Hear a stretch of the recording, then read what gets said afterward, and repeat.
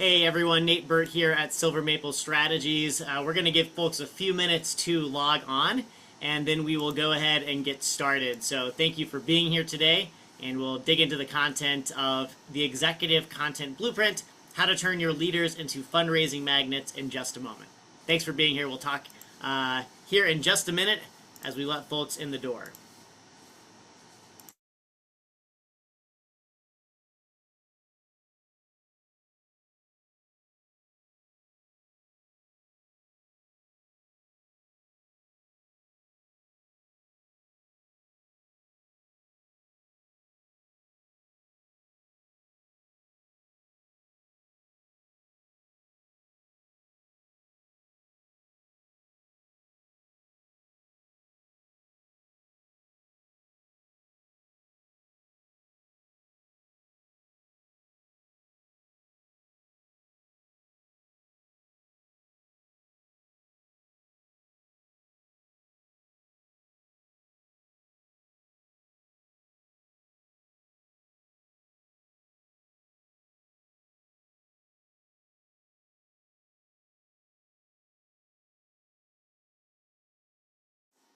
All right. Hey, everybody. Nate Birt here with Silver Maple Strategies. Thank you so much for joining today. We are going to go ahead and get started. If you are new to our webinars, welcome. If you've been a part of these, whether you're joining us today live or in the replay, it is great to have you here. My hope for you is that you're able to take some valuable insights away or maybe reinforce some things you're already doing in your nonprofit and also have some fun along the way. So definitely want to take time for questions. So we'll do a quick housekeeping here. This is our August webinar, and we're going to be talking a lot about storytelling today, and specifically about using influential leaders in your nonprofit, in your network, to help elevate the profile of your nonprofit for the purpose of getting you closer to funders, partners, others who are able to bring the message forward in such a way that supports your impact goals and ultimately your revenue. If you would like, feel free to type in the chat. Would love to know where in the world you're coming from today and what organization you're representing. And we're going to go ahead and dive into the content while we do that. So what we're going to discuss today are several items. So I know we have about an hour. I want to give you the opportunity to ask questions. So at any point, feel free to drop those into the chat, and I am happy to address those as we go through today's presentation. I will also save a few minutes toward the end of our call today for Q&A, and I am going to give you a QR code with a quick survey to let me know how helpful this was to you today or not, and I'll also include some free resources with that as well, so stay tuned for that. First, I'm going to walk you through what those resources are, so you'll know what that is all about. Then some quick housekeeping. It's mainly mindset related, making sure you're prepared, you're not distracted, you're ready to focus and really dive into the content. And if you're here, I know that's the case, so thank you for committing time out of your busy schedule to join us today. I'll give you a little sense of some of the organizations we've had the privilege of helping here at Silver Maple Strategies.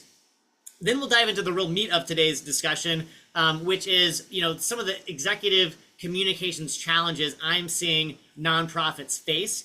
And then we're going to walk through, okay, what is the resilience leadership model? That's the framework we work with our clients on, and that I'm going to share with you today. And then I'll explain what that looks like in terms of solutions, right? To address those communications challenges, to really get those leadership voices elevated in a way that is meaningful to funders and other stakeholders who can support the work that your nonprofit is doing. We want to talk about ways to turn those leaders into fundraising magnets, right? People are gravitating toward them, their ideas, and ultimately the work and the mission that you have to accomplish within your nonprofit. Then I'll give you a little bit of homework. I don't want to burden people, but I do think that it's really important that we all work on taking things that we learn and putting them into action quickly. And so I'll help you do that as well. And then finally, we'll do a quick survey feedback, and I will take any questions that may be lingering that we haven't answered at the top of the hour and give you those free resources. I will be recording today's session, so if you have to leave for any reason, you will get a copy of the recording and that resource that I mentioned as well. Okay, let's go ahead and dive in. So I mentioned resources today. We want to make sure you're getting a ton of value, both from the content of this session and also something you can carry with you and use again and again. So the key insights and practices that I'm going to recommend today are included in a cheat sheet that we've developed for you. So you can expect that in your email if you registered for this session.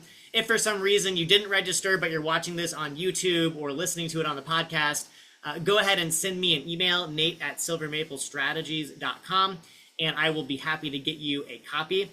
Additionally, if at any point you say, look, Nate, this is great, I would like to talk this through further as it relates to my specific nonprofit, or maybe you want to talk about something completely different outside of communications, content strategy, fundraising, for example, or artificial intelligence applications, training, tools, resources for nonprofits.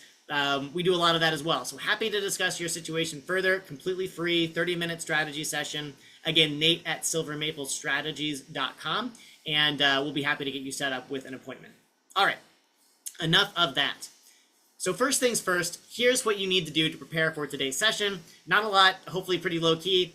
First of all, emphasize on focus over notes. I will send you a recording. You'll have all the slides. You'll have all of the recordings. And you'll have the cheat sheet. So no need to overtake notes, although I personally am a journalist by training, so I like to take notes because it helps me focus. If that's you, be my guest. The next piece, silence your cell phones and desktop alerts to the degree that you can. Avoid email, right? I like to try to multitask, but I found I'm very bad at it. So if you can just give some singular focus, I think you'll get a lot of more takeaways. Please participate and ask questions. Suspend disbelief, right? Some of these things I'm going to say may trigger you into saying, there's no way our organization would do this, or our board chair, our president, our CEO, our partners just don't have an appetite for this. And that may be the case. And it's possible that with the right support, with the right framework, they might be more willing to participate than you realize. So keep an open mind. And then I always love to give full credit to Dan Sullivan, who came up with this concept of the gap and the gain. Rather than comparing yourself to what everyone else is doing, the best you will feel about yourself, but also when you are at your most effective, is when you're comparing yourself rather to who you were in the past, right? Our nonprofit was at stage A, now we're at stage X, right? We've made a tremendous amount of progress. And so what I want you to see is, look, just because you're not doing this today, think about where you might be in, a month or 3 months or 12 months, right? You can make a ton of transformation. You have lots of evidence in the past that you've made progress, you've made strides. So definitely keep that in mind. And I want you to, feel confident in your ability to do these practices that I'm going to share with you today. All right. Who am I and why should you listen to me? Very briefly, I've been working personally with nonprofit leaders for over 8 years. 17 plus years in communications and marketing, first as a professional journalist, then as a business executive, working primarily in the agriculture industry, although today we serve a variety of sectors. Host of the Secrets of Social Impact Communicator podcast, and most important to me, husband and dad of 4 kiddos and an aspiring farmer. So our family personally, we really believe and support nonprofits, especially in the areas of adoption, hunger, feeding families, feeding kids.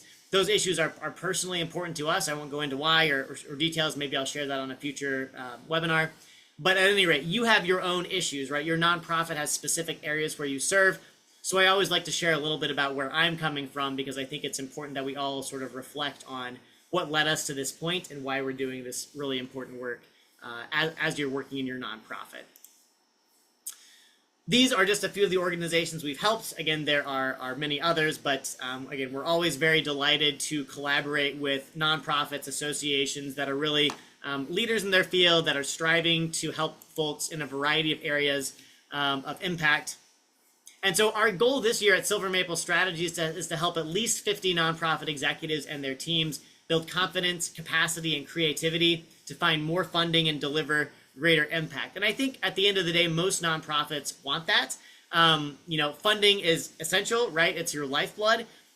But at the end of the day, what you're really striving for is impact, right? A positive difference for your clients, for communities, for society, for the environment. And so our goal is to empower that and make that possible as partners.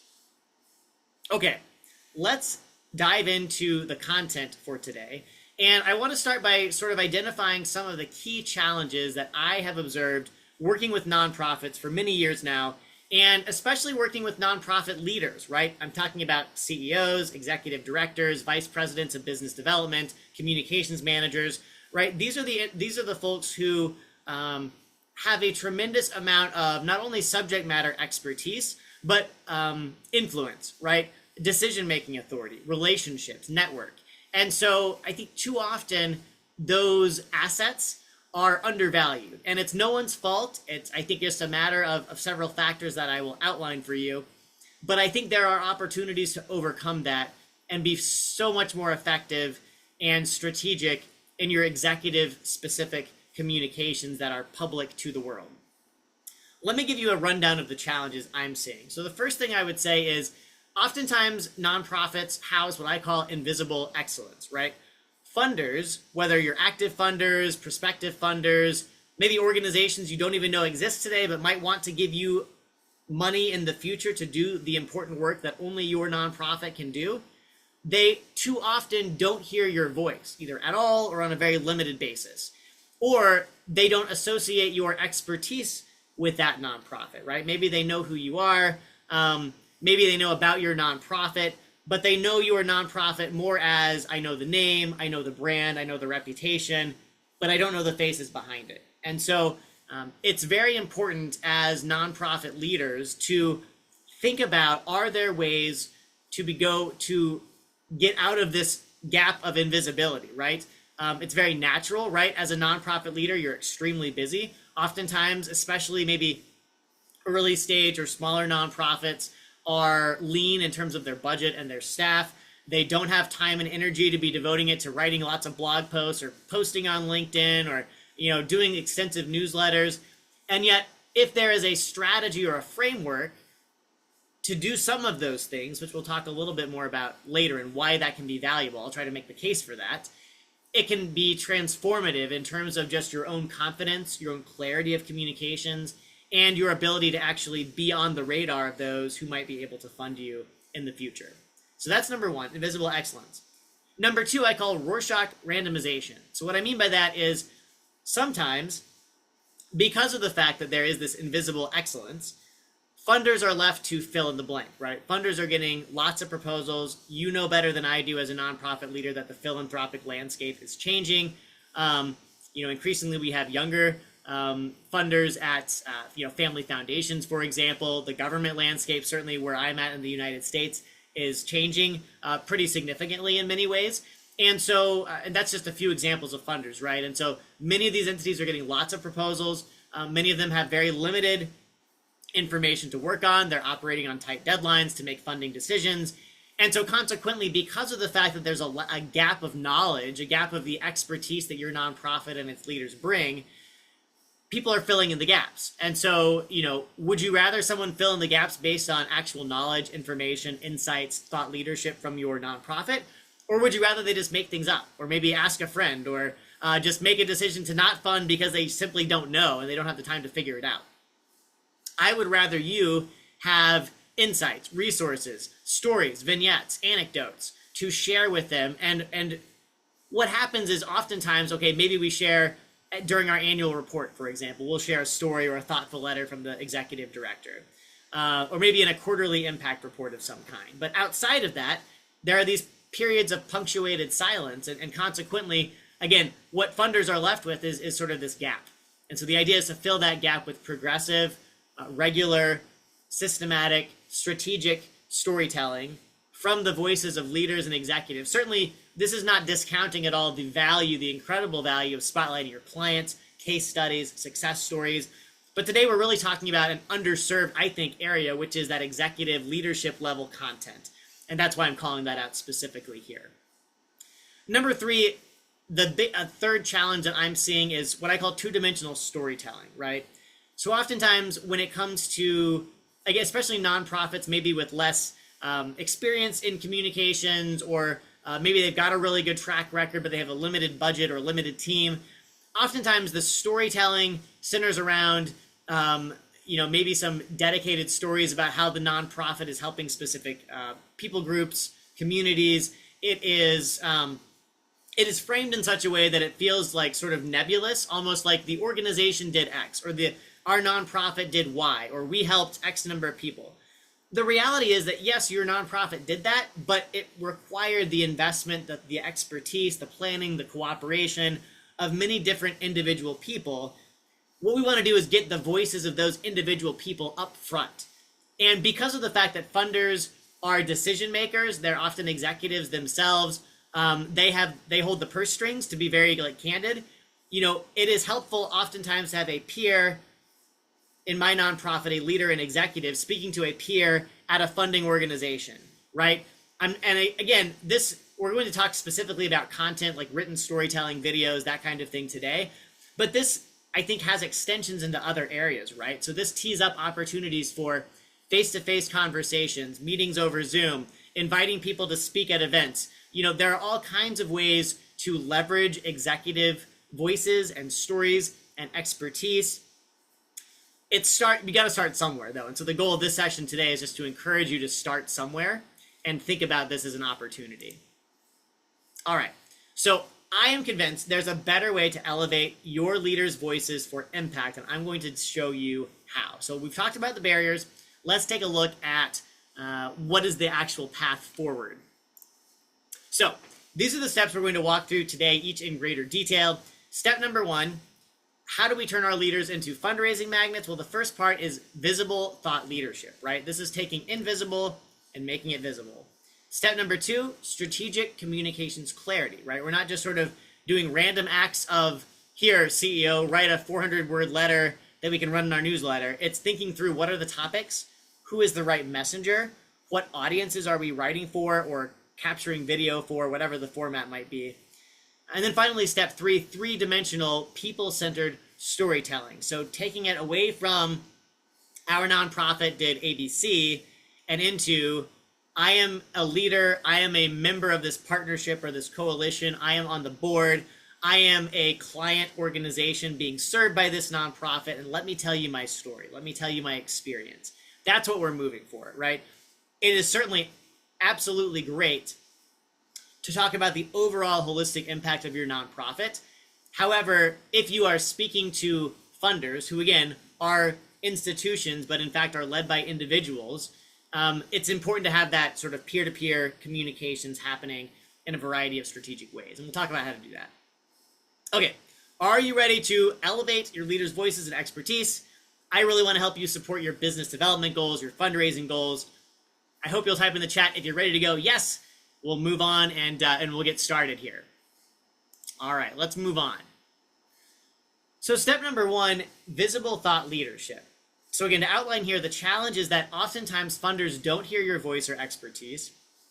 And the opportunity is you get to show what's on your mind, tell people why it matters, and demonstrate how those expertise areas, thoughts, perspectives ladder up to fulfilling the vision for your nonprofit. And so this can seem overwhelming, right? Excuse me. You have to decide, how are we going to start? First of all, is this a priority? I would argue that it should be more of a priority, especially in a changing landscape like we're seeing when I'm recording this in 2025. I think it's important to think outside of the box a little bit and really think about, maybe start just with your head of leadership within your organization, right? And that might be an executive director, your CEO, your head of business development, someone who is in a position where they are regularly interacting with other leaders, someone who is the sort of decision maker, one of the key authority figures in your organization, who can be a thoughtful, professional messenger. Now, this isn't to say they have to be the world's greatest speaker. It's not to say they have to be the world's greatest writer, because executives often are brilliant and they also don't necessarily have the training, the time of day, the ability to focus on any one item for very long before they're moved on to the next priority.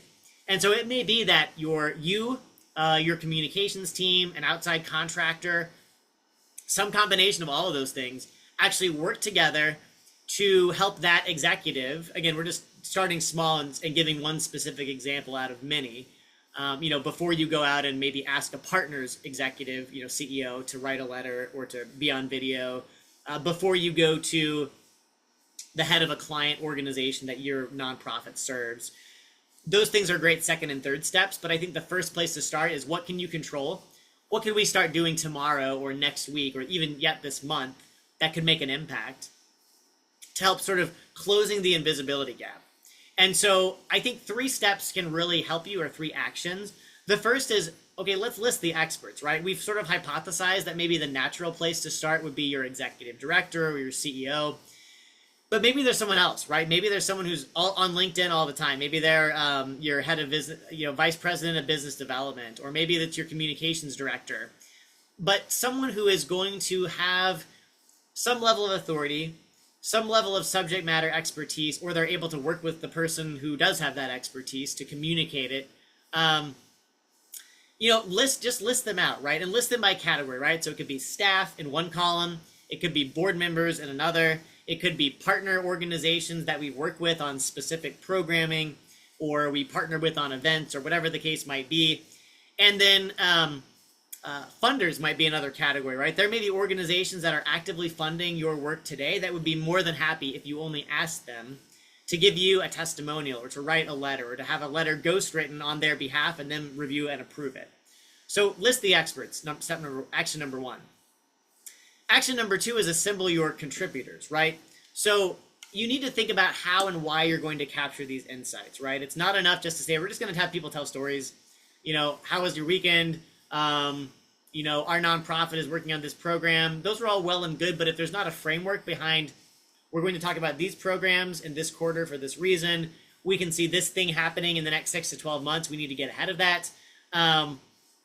There could be a variety of factors that go into your decision-making process. So think about the stories and the content, and then think about how it's all going to come together, right? Is the executive director a great writer or a great speaker on camera? They've got all the time in the world. I doubt it, but who knows? Maybe they like to work on these kinds of things on the weekend. But whatever the case, figure out what is the team going to look like? What is the process? And most importantly of all, what are the desired outcomes? What is the strategy behind the stories that you're telling? What kinds of stories will you be? Again, there's all kinds of, we could go deep in the weeds on what types of content, platforms, length of content. We won't deal with all of that today. I just want to give you sort of a framework for getting started. Okay, let me take a drink and then we'll go to action 3. Okay, action 3, when it comes to visible thought leadership, experiment and adapt. So I would encourage you to be flexible. Flexibility is one of the 3 core pillars of the resilience leadership model we work with our clients on. And flexibility is important because you may be in a really busy season, right? It may be that you're filling out a ton of grant proposals. It may be that you've got a bunch of programs you're wrapping up or getting launched. You may be hiring, you may be going through a budget crunch. Like, all kinds of things can happen inside of a nonprofit to make this exercise that I'm sharing with you seem impossible.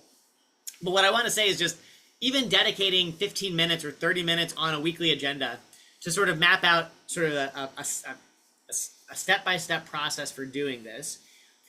Try it once, right? Maybe it's like, the executive director, we're going to have you write about this new program that we've just launched. We're really excited about. We'd love to give the funders some visibility. We'd also like other funders out there who support this kind of work to be aware their peers are making this investment, because to some degree there is a bit of fear of missing out, or just an opportunity to help other funders recognize, like, where is the landscape headed? Why does this work matter? Why are we on this journey together with this funder? Again, these are the kinds of messages that you might be putting out in the marketplace. It's not like you're making a hard sell or saying this is something that we want everyone to pile in on. I mean, you certainly could say that, but I think it's about balancing a measure of thought leadership, so unique expertise that only your nonprofit or that leader has. It's the uniqueness of their voice and their perspective and where they sit in the organization and their visibility into which aspects of the work. And it's their ability to command attention from their peers, right? Decision makers, people who write checks at funding organizations, at partner organizations. Again, this is about building trust, building relationship, building depth of relationship. So that's step one, visible thought leadership. Now let's move on to step two. Step two is strategic communications clarity. So clarity is the second pillar that we work with clients on here at Silver Maple Strategies, not just on executive ghostwriting and storytelling like this, although we certainly do that. But clarity is important on two cuts.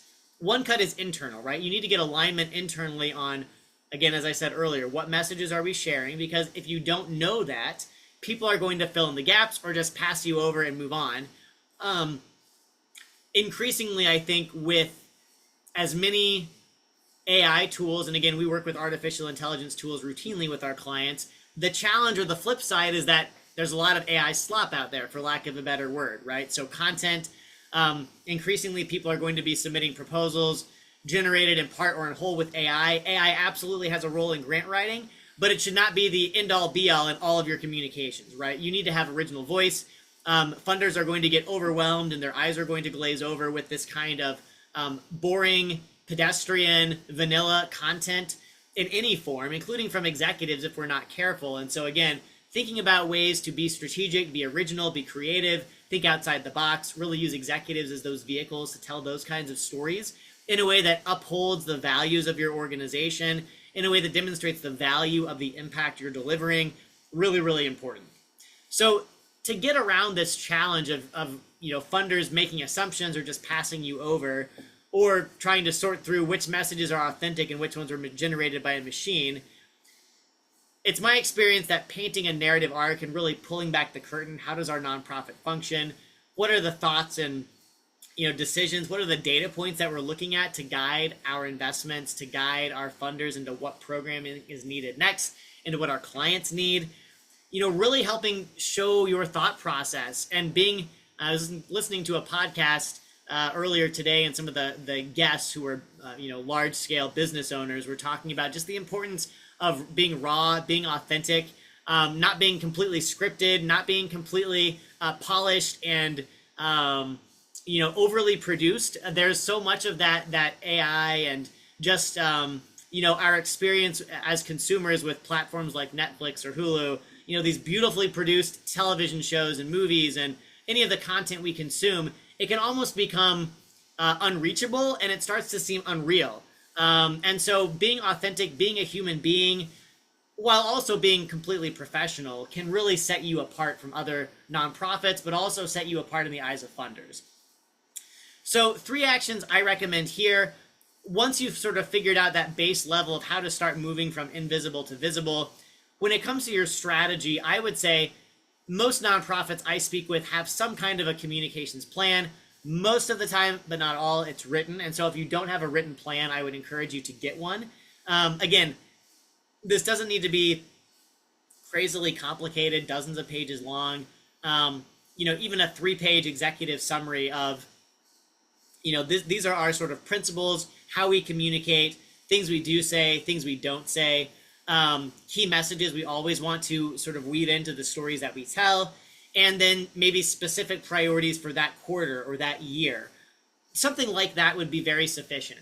Again, and you may have this already, in which case I would recommend revisiting your communications plan on your ordinary cadence. Maybe that's every 6 months, maybe it's every 3 months. But finding ways to weave in leadership voices, executive perspectives, right? Starting with your own nonprofit, but then potentially extending beyond that into your network. So partner organizations, funders, client organizations that you serve. Maybe the clients of those organizations, individuals that you've served in the field that have a leadership or a voice that people recognize and respect. All kinds of options.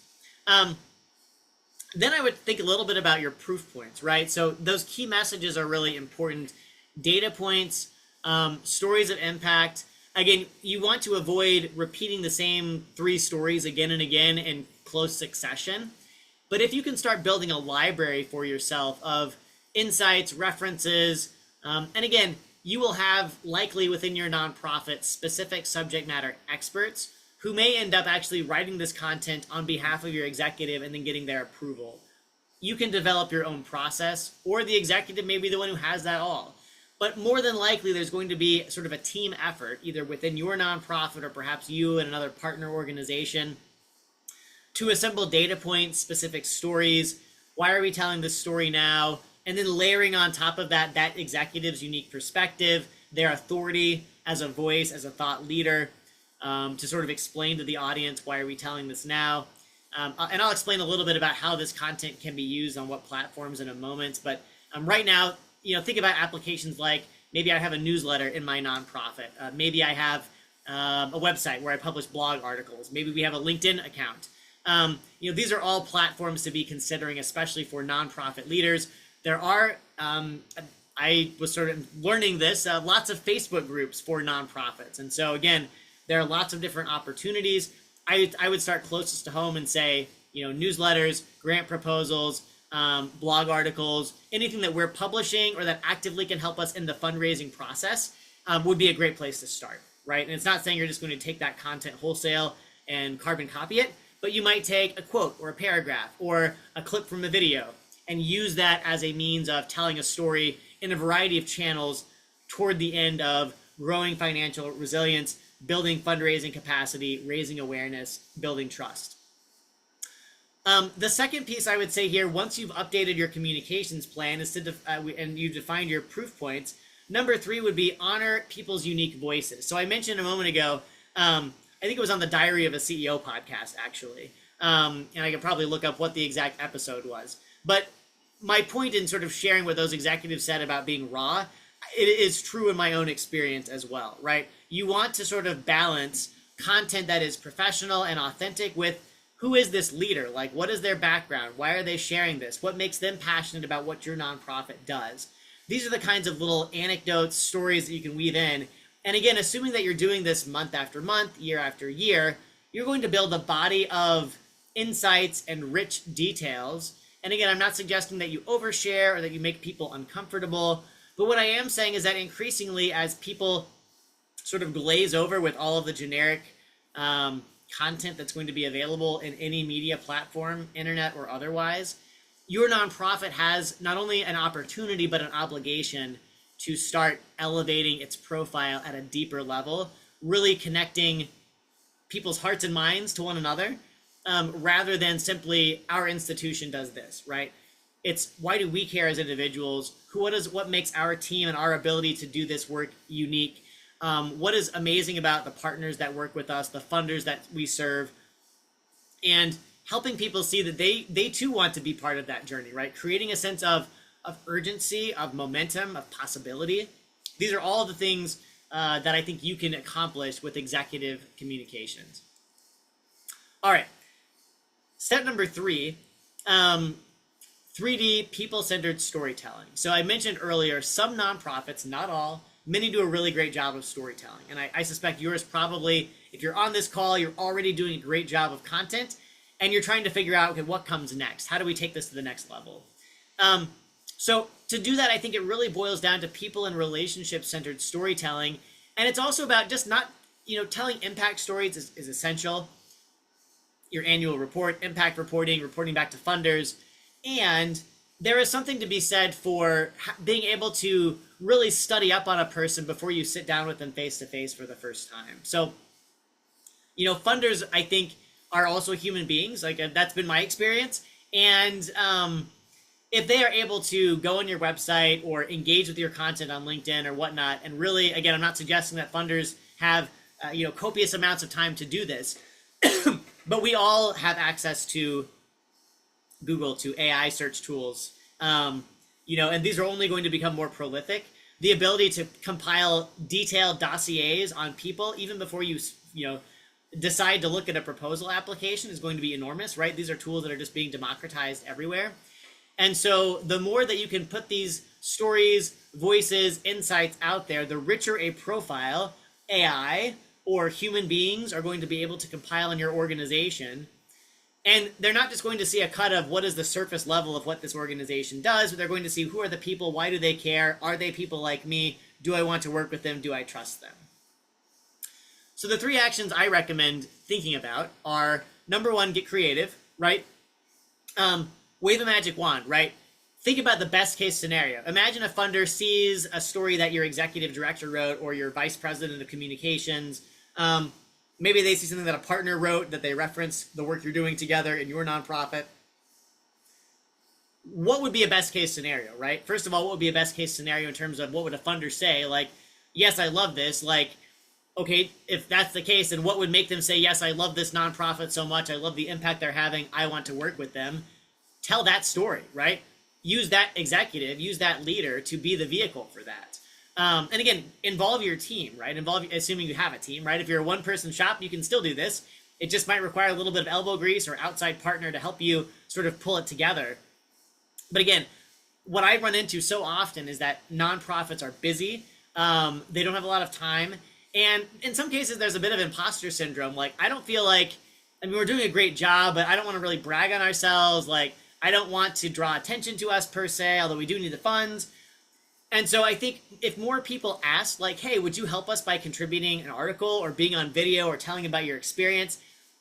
You know, there are cases where large corporations, maybe who are making philanthropic donations, are bound by media and communications rules where they simply can't get approval to do that and to speak on camera or to write an article.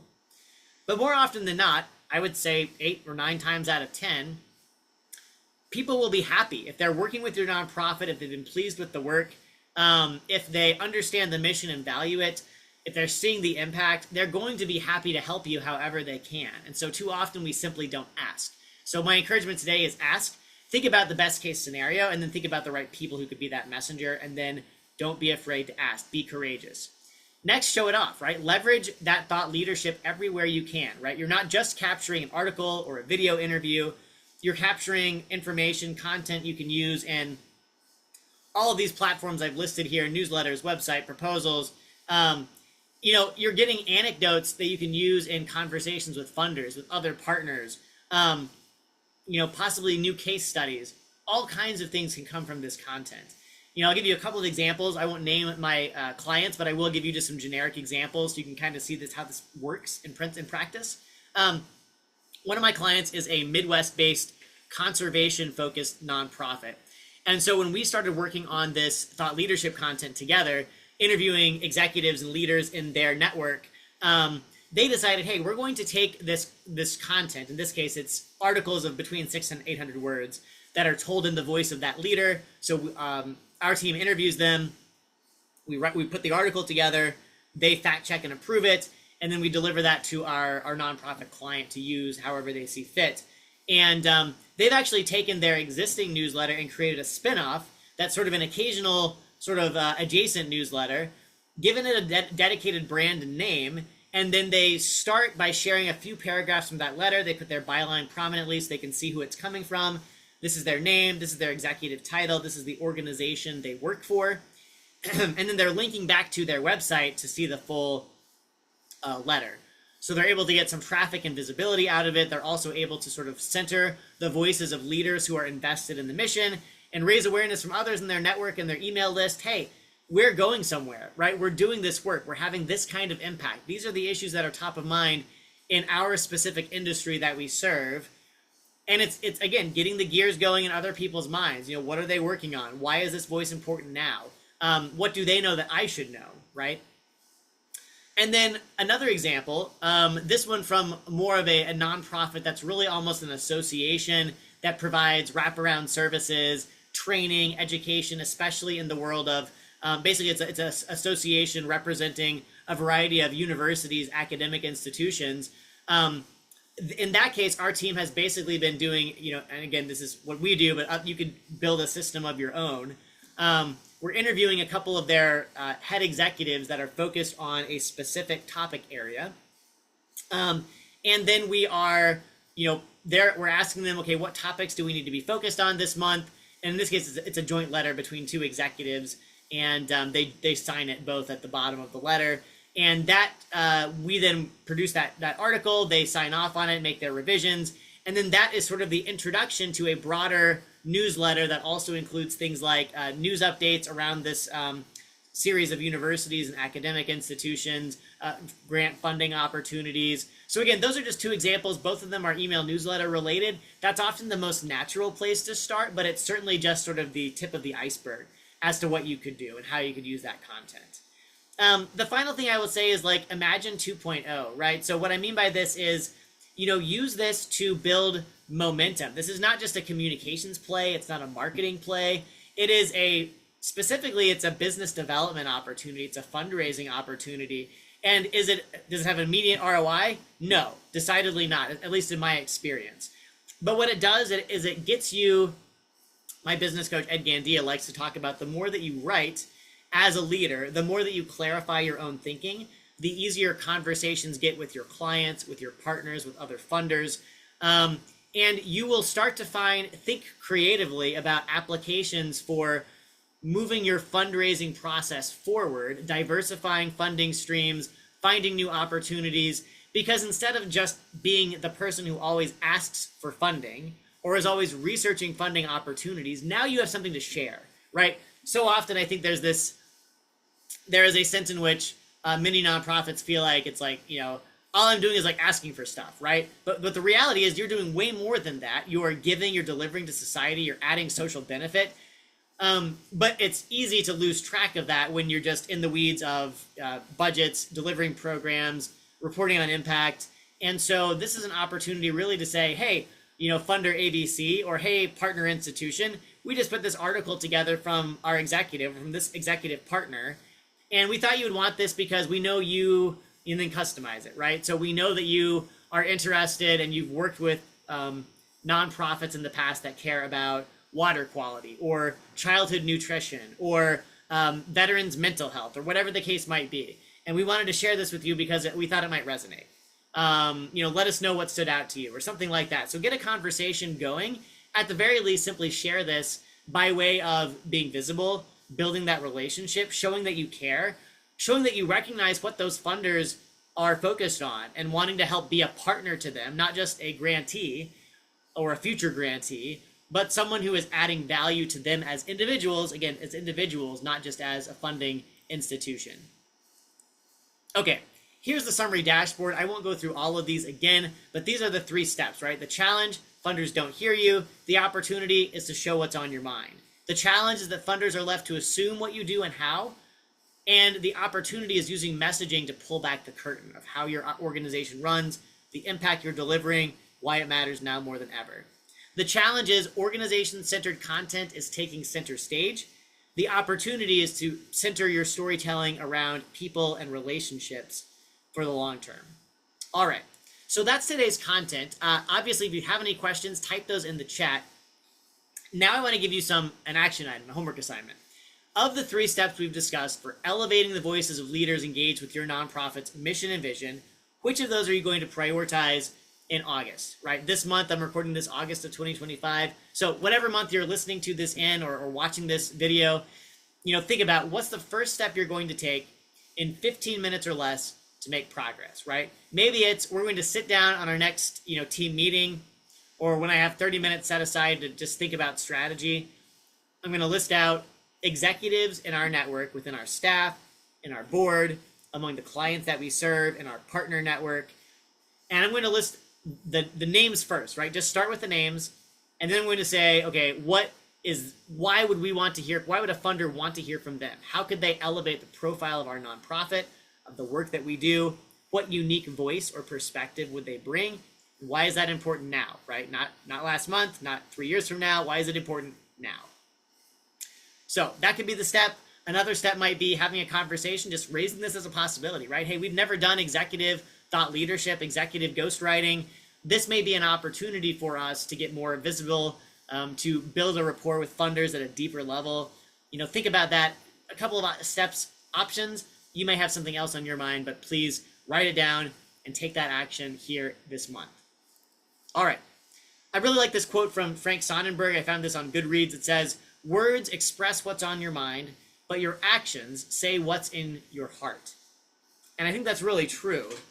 If we think about in your nonprofit, in your career, we say a lot, right? Every day we talk to our families, often to ourselves, right? To our teams, to the clients that we serve. And if you were to just talk to people and make empty promises all day, right? If I told my wife, hey, Julie, I'm going to be home at 5 o'clock and we'll go out to dinner somewhere. We'll take the kids. It'll be fun. If I tell my kids, hey, we're going to go play soccer in the backyard, we're going to go swim in the pool, we're going to go on an adventure, and then I show up at 6 o'clock and my wife is, naturally and understandably upset with me for not being there on time for dinner. Or if my kids say, Dad, you were in the office all afternoon, you never came to play soccer or swim in the pool, and there were certainly no adventures had except maybe whatever you were doing in your office on your computer with your clients, words mean nothing without action. So what I want to encourage you is simply think about where you're at in your nonprofit, in your leadership journey, and take action, right? Because this kind of opportunity exists only if we, move it forward, right? And do something with it.